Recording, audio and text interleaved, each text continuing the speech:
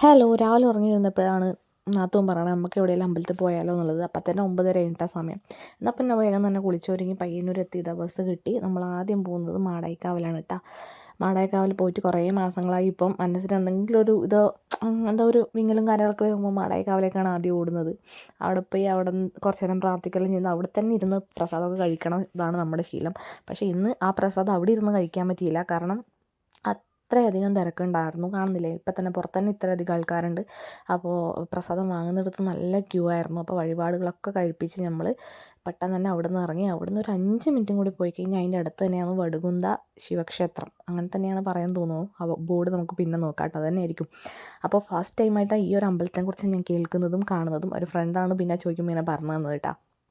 അപ്പോൾ അവിടത്തേക്ക് നമ്മൾ ഓട്ടോയ്ക്കാണ് പോയത്. കുറച്ച് നടക്കാനുണ്ട്, എന്നാൽ പോലും നല്ല വെയിലും കാര്യങ്ങളൊക്കെ ആയതുകൊണ്ട് അവിടെ 12:30 വരെയാണ് കേട്ടോ പൂജ. അത് കഴിയുമ്പോൾ നട അടക്കും.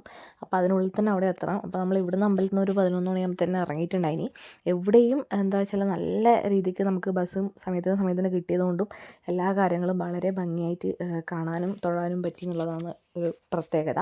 അപ്പോൾ അതാ നമ്മൾ ആ അമ്പലത്തിൻ്റെ ഫ്രണ്ടിൽ എത്തിയിട്ടുണ്ട്. ഇത് ശരിക്കും പറഞ്ഞാൽ ഒരു പഴയ ഒരു അമ്പലം പോലെ ഉണ്ട്. കുറേ വർഷം പഴക്കമുള്ള അമ്പലം പോലെയൊക്കെ ഫീൽ ചെയ്യും ഇവിടെ പോയി കഴിയുമ്പോൾ. എനിക്കിതിനെക്കുറിച്ച് ചരിത്രവും കാര്യങ്ങളൊന്നും അറിയത്തില്ല. അവിടെയും അത്യാവശ്യം പിന്നെ ശിവരാത്രി ആയതുകൊണ്ട് തന്നെ ഒരുപാട് ആൾക്കാരുണ്ട്. പൂജ നടന്നുകൊണ്ടിരിക്കുന്ന സമയമായിരുന്നു നമ്മൾ എത്തിയപ്പം. അതുകൊണ്ട് എല്ലാവരും പുറത്തിങ്ങനെ നിൽക്കുകയാണ്, ഉള്ളിലോട്ട് കയറാൻ പറ്റില്ല. അങ്ങനെ ചുറ്റും അപ്പോൾ ആ ഒരു പൂജ നടക്കുന്ന സമയത്ത് തന്നെ നമ്മൾ ചുറ്റും ഒന്ന് തൊഴുത് അവിടെയൊക്കെ അയ്യപ്പൻ്റെ ഇതൊക്കെ ഉണ്ടായിരുന്നു. അവിടെ നേർച്ചയും കാര്യങ്ങളൊക്കെ ചെയ്ത ശേഷം കുറച്ച് നേരം കൂടി ഇരുന്നിട്ട് അവിടെ പ്രസാദം ഉണ്ട് കേട്ടോ. പ്രസാദവും കഴിച്ചിട്ട് ഇറങ്ങുന്ന സമയത്തേക്കും പൂജ കഴിയാനായിനി. അപ്പോൾ തന്നെ നമുക്ക് ആ ഭഗവാനെയും കാണാൻ പറ്റി. അപ്പോൾ അവിടുന്ന് അതെല്ലാം കഴിഞ്ഞിട്ട് പിന്നെ നമ്മൾ എന്താ പറയുക, എന്തോ മനസ്സിന് ഭയങ്കര എന്തോ ഒരു ഇത് കിട്ടിയിട്ടുണ്ടായിരുന്നു. അമ്പലം എന്ന് പറയുമ്പോൾ അങ്ങനെ തന്നെയാണല്ലോ അല്ലേ, എല്ലാവർക്കും പറ്റുന്നതും എല്ലാ തൊട്ടടുത്തുള്ള അമ്പലത്തിൽ ഇതുപോലെ കാണാത്ത ഒരുപാട് അമ്പലങ്ങളുണ്ടാവും. അപ്പോൾ ഇന്ന് പിന്നെ ശിവൻ്റെ ഇതായതുകൊണ്ട് ശിവൻ്റെ അടുത്തേക്ക് തന്നെ വരാമെന്ന് വിചാരിച്ചാണ്ട് ഇങ്ങോട്ട് ഓടിയത്. അപ്പോൾ എന്തായാലും ഇന്നത്തെ വിശേഷം ഇത്രയേ ഉള്ളൂ. ബാക്കി കാര്യങ്ങളൊക്കെ നാളെ കാണാം കേട്ടോ.